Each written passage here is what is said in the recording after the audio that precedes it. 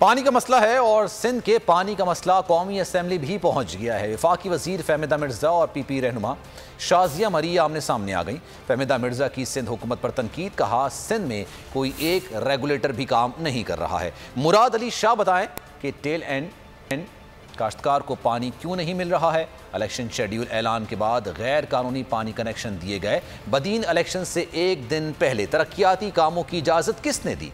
वजीर आबी वसाइल को ऐवान में जवाब देना चाहिए। शाजिया मरी का जवाबी वार, कहा फहमिदा मिर्जा ने ऐवान में जाती रंजिश और झगड़े को पेश किया है।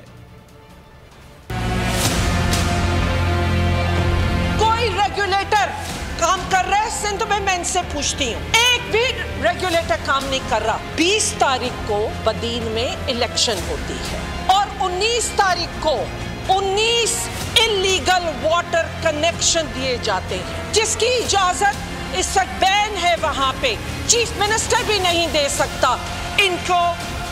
वहां पे इसके मिनिस्टर के ऊपर एक्शन होना चाहिए। चीफ मिनिस्टर से ये सवाल होना चाहिए।